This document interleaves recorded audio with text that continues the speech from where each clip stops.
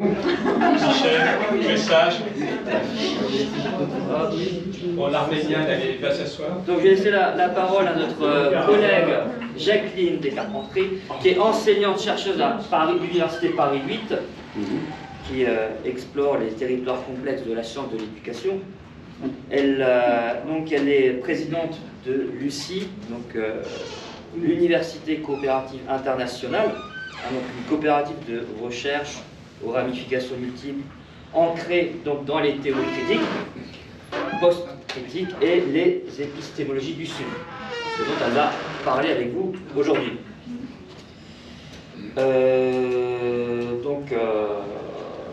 Lucie, donc sous sa houlette, devient, si j'ai bien compris, un plateau rhizomatique.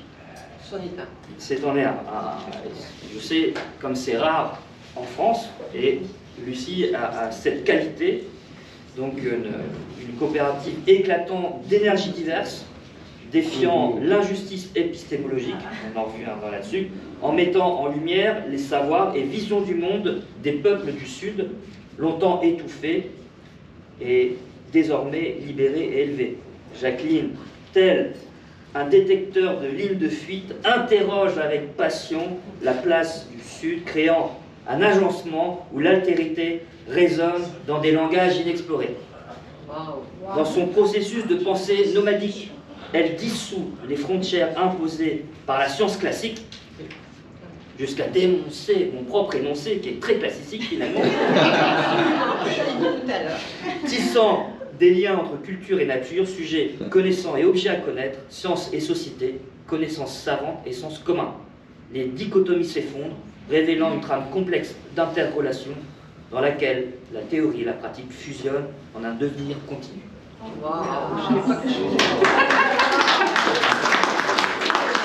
cas, je suis très honoré de t'avoir parmi nous. On s'est rencontrés il n'y a pas très longtemps et c'est vrai que c'est une belle rencontre et je te vraiment remercie sincèrement d'être présente avec nous et je suis sûr que en tout cas ton propos va résonner ici dans cette salle. Merci Jacqueline. Tu as la parole. Merci en tout cas de votre accueil. Je ne savais pas que je faisais tout ça. Donc en fait, j'ai accepté l'invitation par le biais de Thiago, qui est un collègue avec lequel j'ai découvert les épistémologies du Sud à l'université de Coimbra, au Portugal. Et en fait, est-ce que je vais vous parler de psychanalyse? Je ne sais pas. Mais par contre, ce que j'ai envie de partager, c'est mon parcours de chercheur, et de chercheur de manière spécifique en philosophie critique, qui m'a amené à rencontrer des étudiants qui m'ont obligé à changer mes catégorisations de pensée. Ça a été une magnifique rencontre. Et une autre magnifique rencontre, ça a été au moment où j'ai éprouvé où j'ai éprouvé le besoin de faire une analyse. Donc j'ai fait d'abord une analyse freudienne et une analyse lacanienne, parce que je m'étais ennuyée chez les freudiens. Donc il me fallait autre chose, j'avais envie d'autre chose, donc je suis partie chez les lacaniens. Et là j'ai découvert que j'avais deux inconscients, donc je me dis je fais quoi de ça? Mais bon, et j'ai laissé tomber. Mais donc ce qui fait qu'on n'est jamais là par hasard, donc je ne suis pas étonnée d'être là avec vous aujourd'hui. Donc en tout cas, merci de votre accueil. Donc en fait, ce que j'ai envie de partager avec vous, c'est ces magnifiques rencontres que j'ai faites au cours de ma carrière avec des étudiants qui m'ont obligée à penser autrement la recherche. À tel point qu'à l'heure actuelle, nous travaillons sur cette idée, mais comment les collectifs, comme le collectif que nous sommes ici, comment les collectifs nous amènent à changer les chaînes même de la recherche, c'est-à-dire la manière dont on pense la recherche. Et ce qui m'a intéressé beaucoup en vous étudiant, parce que j'ai beaucoup écouté, je me dis, mais en fait, dans la salle, nous travaillons avec un cadre de référence, qui est celui de la psychanalyse. Non. Mais comment ce cadre-là vient rencontrer des zones géographiques différentes, mais ces zones géographiques qui sont aussi des zones avec une culture, avec des inconscients différents, avec des rapports à l'autre différents, des rapports à la vie différents. Et qu'est-ce qu'on en fait dans notre collectif de ces différences? Parce que moi, ce que j'entends, c'est beaucoup d'interprétations situé, c'est-à-dire par rapport à notre culture du Nord, le regard qu'on porte sur l'autre, l'autre qui vient d'une autre zone géographique. Et c'est surtout ce que j'ai entendu dans ta conférence ce matin. Donc en fait, les questions que j'ai envie de partager avec vous, c'est celle-là. C'est comment, à partir des cadres de référence auxquels on tient, comment ces cadres-là viennent interroger le réel, viennent interroger notre propre pratique. Et pourquoi j'en viens à penser comme ça? C'est que, je dirais, d'abord, j'ai travaillé beaucoup avec les cadres de référence de Michel Foucault.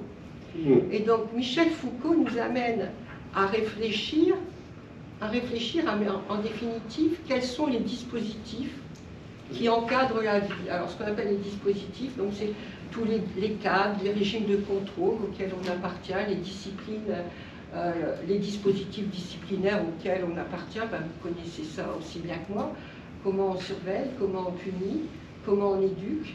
Et moi, c'est toujours ça qui m'a beaucoup interpellée, et je l'ai fait dans un champ spécifique qui est celui de la santé publique. Et à partir du moment où on travaille sur la santé publique et la santé publique critique, vous êtes obligé de poser le rapport au corps, vous êtes obligé de poser la question du rapport à la psyché. Et quel est le lien du politique entre la psyché et le corps? Et où sont les dispositifs d'émancipation? Et donc, à partir d'exemples concrets que je vais partager avec vous, comment on peut cheminer, et c'est presque envie une question que j'ai envie de vous poser dans le collectif que vous êtes, c'est comment on peut cheminer où un étudiant de master vient me voir en me disant, voilà, je suis intersexe, je vais faire une thèse avec vous. Qu'est-ce que je fais de ça? Qu'est-ce que je fais de ça? Comment je vais traiter le problème? Parce que pour moi, c'était un problème à l'époque. Et oui, comment on peut faire une thèse avec un étudiant intersexe, sans poser forcément, et sans reposer la question des catégorisations de pensée. Au moins des catégorisations de pensée, le sexe. Et le rapport au sexe, le rapport au genre. Et le gros problème, ça a été, mais putain, je fais quoi de l'Oedipe? Comment je peux penser l'Oedipe avec un étudiant intersexe? Et ça a été comme ça en permanence. En permanence, en permanence. Et on n'a pas trouvé de solution. On n'a pas trouvé de solution, même dans l'anti-Oedipe. Je ne peux pas dire que Guattari m'a vraiment apporté des solutions. Non, on n'a pas trouvé de solution. Donc en fait, vous voyez, un étudiant qui pose une question majeure, voilà, je suis intersexe, je veux faire une thèse avec vous, moi j'ai un corps qui a été normé, parce que mes parents ont décidé à la naissance que je devais être un garçon. Donc j'ai subi 146 opérations, c'est ce qu'il nous a raconté, et voilà quel est mon groupe. Voilà, et il m'a présenté à son groupe. Donc j'ai entendu tous les dispositifs qui ont été mis en place sur le corps pour normer, et y compris la psyché. Et hier soir, je racontais aux collègues les violences que j'ai entendues, qui étaient que cette personne a subi une thérapie qu'un psychiatre qui le faisait se masturber devant des films porno pour devenir un homme, parce que c'est comme ça qu'on devient un homme. Donc, vous voyez, les choses qu'on a rencontrées, bon, et je ne rentrerai pas dans d'autres détails. Donc, ce qui fait que cet étudiant m'a fait un choc, à la fois en tant que chercheur, dans ma responsabilité de chercheur, mais aussi d'humain, comment je peux accueillir une personne qui n'est pas mon sexe, et qui n'est pas mon genre, et qui n'est pas hétéronormée. Donc, qu'est-ce que je fais de ça? Donc, première catégorisation, ça a été le premier choc. C'était mon arrivée à Paris 8. Donc je dis, ça y est, je suis tombée dans le bas.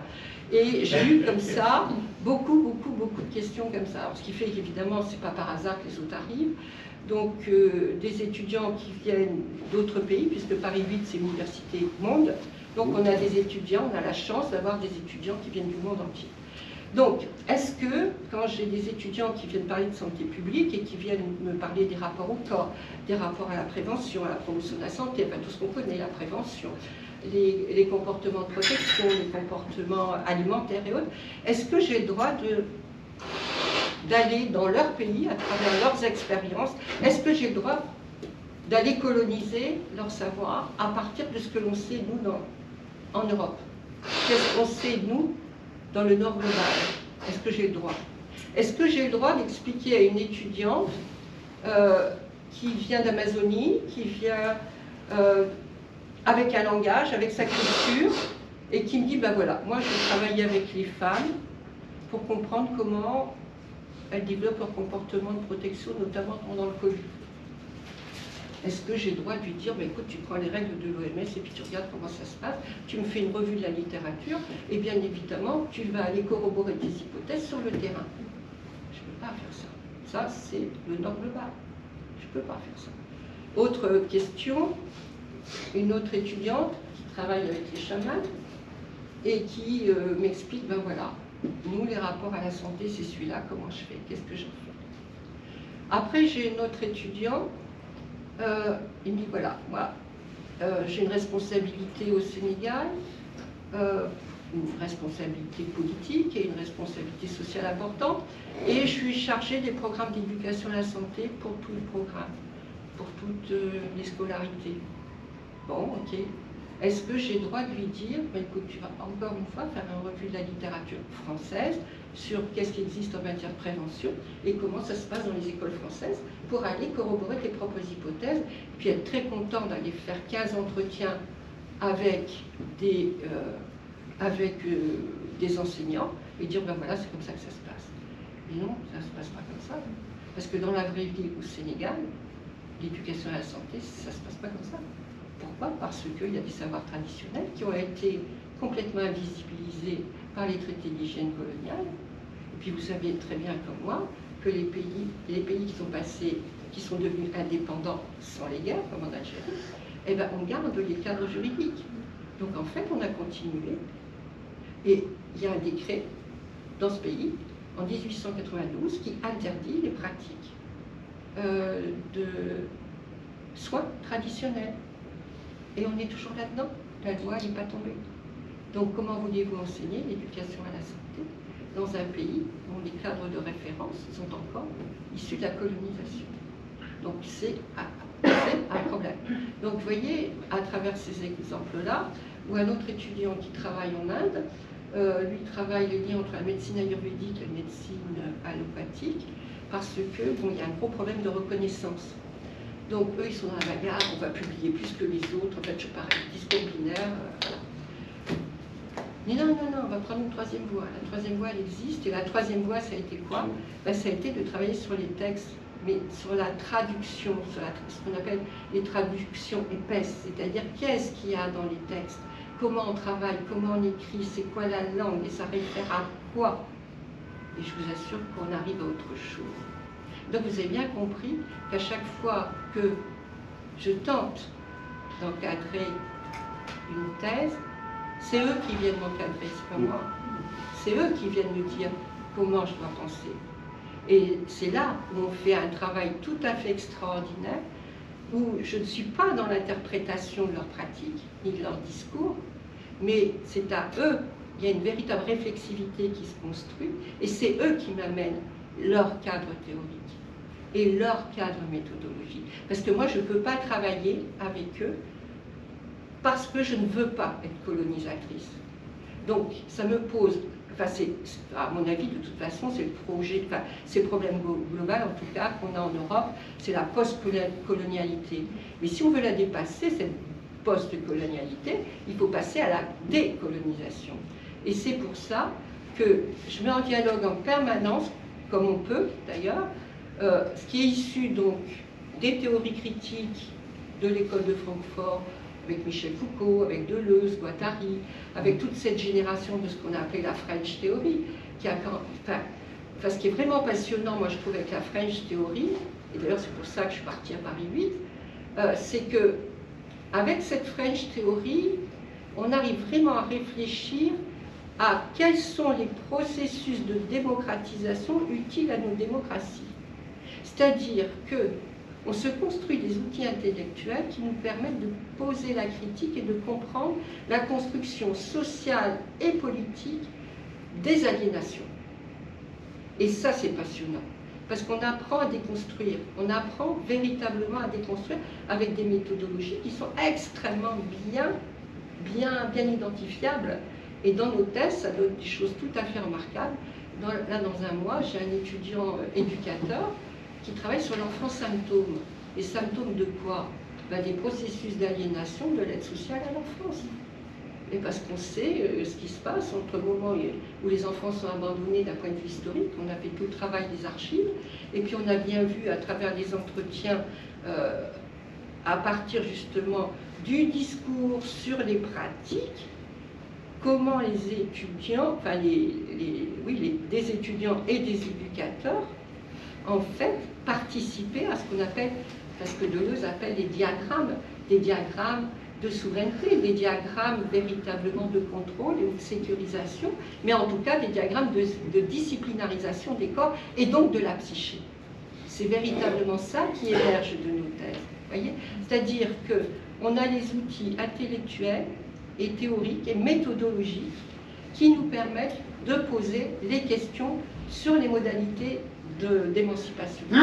Et moi j'avais cru que la psychanalyse c'était ça, que c'était une modalité d'émancipation. Le problème c'est que quand j'ai commencé à lire les féministes, Judith Butler dans Ses corps qui comptent, elle nous dit quand même clairement, quand elle a analysé les textes de Freud et les textes de Lacan, que c'était quand même des textes inscrits dans la domination masculine.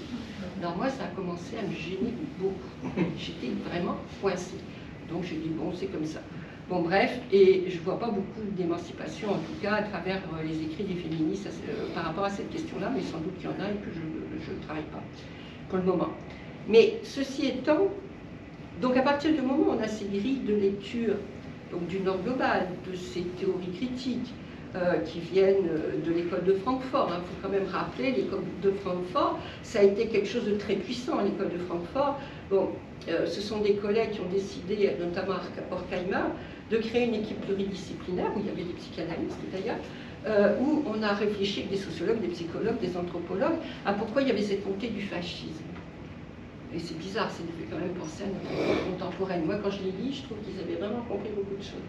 Et donc, on est arrivé effectivement avec cette école de Francfort à penser comment a pu monter comment ça s'organisait en fait cette montée du fascisme.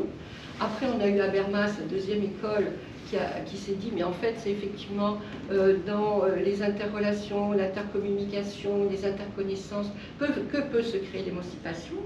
La troisième génération, avec Axel Honneth, on est beaucoup plus dans comment on peut construire la reconnaissance. Et à la quatrième génération, nous sommes là avec Edmond Rosa, on est plutôt dans une époque où on essaye de comprendre comment on peut mettre en résonance nos différences, comment on peut mettre en résonance nos différences et en travaillant les écarts.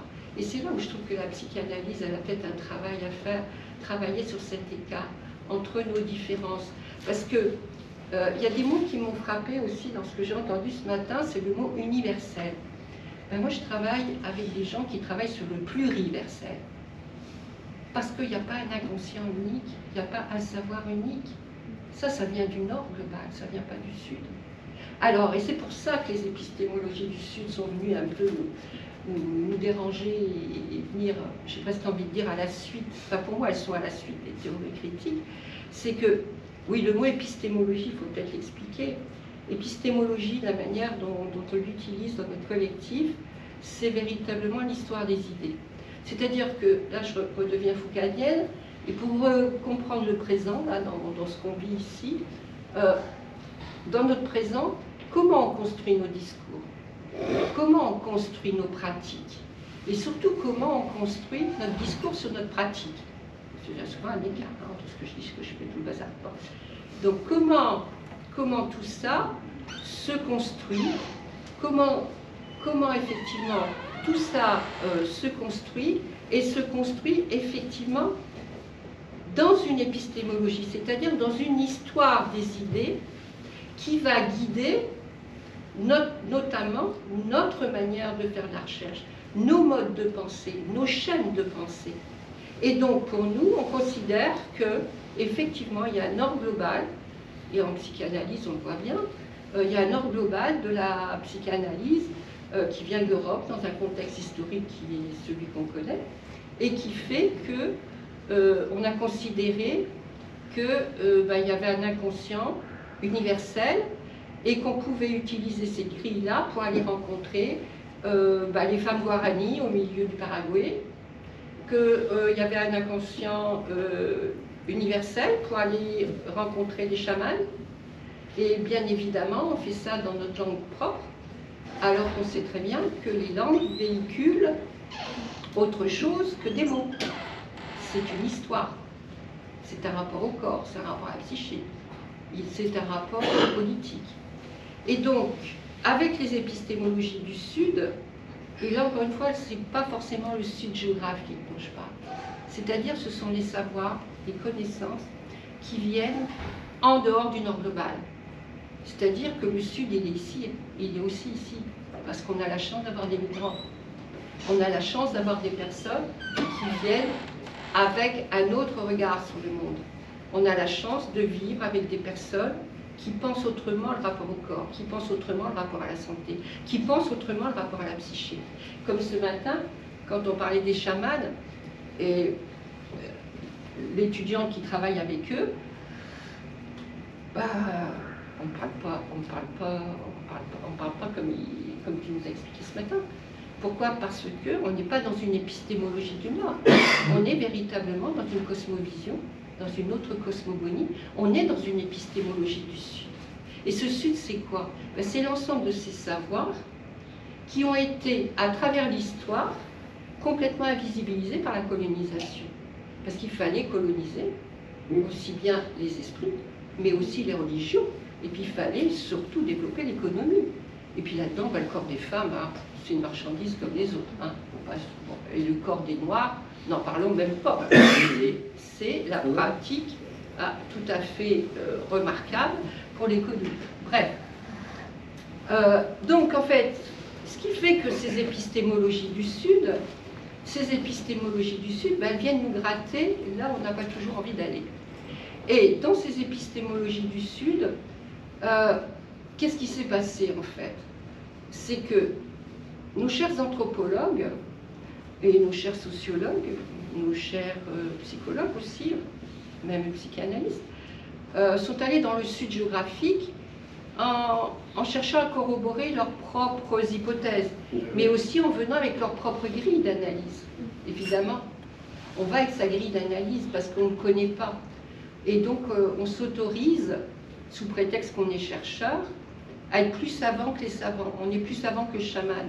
Pourquoi? Mais parce que on considère que c'est le Nord global qui sait, mais le Sud ne sait pas. Et donc ça, c'est quelque chose qui est véritablement incorporé et qui est lié à la colonisation des idées. Et donc, quand on travaille avec des personnes qui ont été colonisées, je vois par exemple certaines de mes étudiantes, là, en deuxième année de thèse, elle me dit, ça y est, je suis le Sud.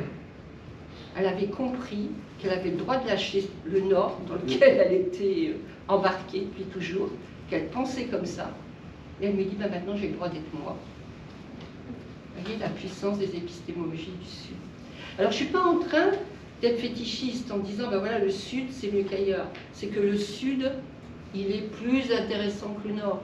Et je ne suis pas en train de dire, voilà, les savoirs endogènes ou les savoirs autochtones, ils ont plus de valeur que les savoirs du Nord. C'est pas ça que je dis. Parce que on voit bien en travaillant les auteurs qui ont fait justement le lien entre les théorisations critiques, qui cherchent justement les processus de démocratisation. Et les processus de démocratisation, ça passe par la décolonisation. C'est d'admettre que nos savoirs ne sont pas uniques. Ils ne sont pas que les seules références, ces savoirs du Nord. Donc on a d'autres modes de pensée qui ont véritablement été, je dirais, invisibilisés, instrumentalisés, ont fait l'objet d'extractivisme parce que ça arrangeait les politiques locales et puis que, je dirais, ça arrange encore certaines politiques locales, et nationales, voire internationales. Donc en fait, avec ces épistémologies du Sud, ce qui est vraiment intéressant, c'est qu'on arrive à, en acceptant de faire ce pas de côté qui est de se dire je ne sais pas. Donc l'ignorant, c'est moi, la Française qui débarque au milieu des Guaranis et que je ne comprends pas, que je ne vois pas, que je ne sais pas, parce que j'ai aucun code. Et donc à partir du moment où on accepte ça, et quelque part je me dis, est-ce que c'est pas ça aussi dans les démarches en psychanalyse, quoi? Celui que j'ai en face de moi, c'est un magnifique indigène. Et c'est là où Moi, j'ai des femmes qui réclament leur identité d'indigène. Elles sont très fières d'être des indigènes. Et moi, la première, je leur dis, vous êtes des indigènes. Et elles conservent leur identité d'indigène, parce que c'est leurs savoirs qui ont été invisibilisés et qui ont été complètement subalternisés par des savoirs hégémoniques. Et ça, c'est très net, c'est très clair. Et les savoirs sont toujours utiles, de toute façon, capital. Il ne faut jamais oublier, bon, je fais un raccourci, mais il ne faut jamais oublier que les savoirs, c'est des pouvoirs. Donc, comment on peut, au niveau de la recherche, créer des outils de façon à pouvoir travailler avec ces savoirs qui ont été invisibilisés. Mais ça donne un temps, ça prend un temps fou, parce qu'il faut reconstruire la confiance. Parce que dans des entretiens, moi je trouve tout à fait remarquable, et je pense qu'en psychanalyse, il y a un petit peu de ça aussi, c'est les silences. C'est en définitive, qu'est-ce que j'ai décidé de ne pas dire?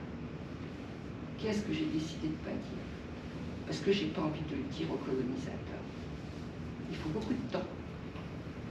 Et quelque part, moi je trouve que dans nos démarches thérapeutiques, pour moi il y a un danger, il y aura un danger au niveau de ce glissement-là. Enfin, je me permets de le dire comme ça. C'est pour ça que je ne veux pas être psychanalyste. Pour le moment, en tout cas, je ne me sens pas capable de le faire. Parce que je ne veux pas imposer ma grille de lecture de l'inconscient du Nord global à des personnes qui viennent du Sud. Et le Sud, mais c'est pas que le Sud géographique, hein. C'est des Suds. Et ici, il y a plein de Suds. Donc, et je suis le Sud des gens du Sud. Bah oui. Donc réfléchissons un petit peu à nos grilles de lecture. En tout cas, le travail que je fais, c'est celui-là. Il est passionnant. Ça me permet de rencontrer des gens tout à fait extraordinaires. Et je reste une étudiante toute ma vie, quoi, parce qu'avec eux, et ce qui me touche beaucoup, c'est quand je travaille avec des gens de mon âge, et je leur pose la question, mais une fois qu'on a fait plusieurs séminaires sur les théories critiques, les épistémologies du Sud, et je leur dis, mais en fait, ça t'apporte quoi, les théories critiques, les épistémologies du Sud? Et les gens me disent, ils me donnent le droit d'être moi. Parce que la colonisation m'a toujours fait croire que ce que je pensais n'était pas vrai. Donc c'est une vraie puissance, ces épistémologies du Sud. Et pour moi, c'est un des outils d'émancipation majeurs. Encore une fois, si on fait le lien avec les théorisations critiques. C'est-à-dire, encore une fois, il ne s'agit pas de penser que le meilleur des savoirs, c'est le savoir des autochtones. Non, il y a des co-constructions de savoir. Il existe des co-constructions de savoir, mais ce n'est pas pour autant qu'on va devenir ou des schizophrènes ou qu'on va devenir des psychotiques. Non, on a nos savoirs, il y a des savoirs, et c'est ça nos pouvoirs. Et on n'a pas à les invisibiliser. Et en fait, ce sont les dispositifs étatiques en particulier, utiles, je dirais, au capital, qui a construit cette colonisation, à la fois de la psyché et bien évidemment des corps. Et on l'a subi de plein fouet, on l'a subi de plein fouet pendant le Covid, où on a trouvé complètement légitime d'enfermer les corps en utilisant l'heuristique de la peur, c'est-à-dire une véritable manipulation de la psyché par la peur, surtout en France où on a égrené le nombre de morts tous les jours. Il fallait bien être très behavioriste et nous rentrer ça dans la tête comme les yeux. Hein, et ça a marché. Donc, vous voyez, avec toutes les conséquences psychiques qu'on peut voir après dans les consultations maintenant. Vous voyez. Donc, les théories critiques, les épistémologies du Sud, c'est ça. Donc, c'est ce que j'avais envie de transmettre aujourd'hui, en me disant qu'en permanence, je ne sais pas qu'il est là, en me disant qu'en permanence, dans cette idée de transmission, et c'est pour ça que j'ai accepté de venir, c'est qu'en ce moment, je travaille beaucoup avec les transsexuels, on appelle ça. Bon. Parce que les trans nous obligent à penser les catégorisations de pensée. Et dans la transmission, il y a la transformation, il y a le transfert. Et c'est le mot trans qui m'a amené à venir avec vous, parce que bon, moi, je suis en sciences humaines, je ne suis pas une psychanalyste, donc je ne peux pas vous parler de la psychanalyse. La seule chose dont je peux vous parler, c'est de mon expérience. Je ne vous parle pas de mon vécu, psychanalytique, mais je vous parle de mon expérience de chercheur, qui m'amène forcément à un moment donné à me dire, mais les catégories là que j'ai appris avec la psychanalyse, j'en fais quoi maintenant? Et ça, c'est mon travail psychique à moi, hein, sur ma psyché à moi. Mais voilà où j'en suis. En tout cas, merci de m'avoir écouté. Je veux bien des questions si vous en avez. Merci.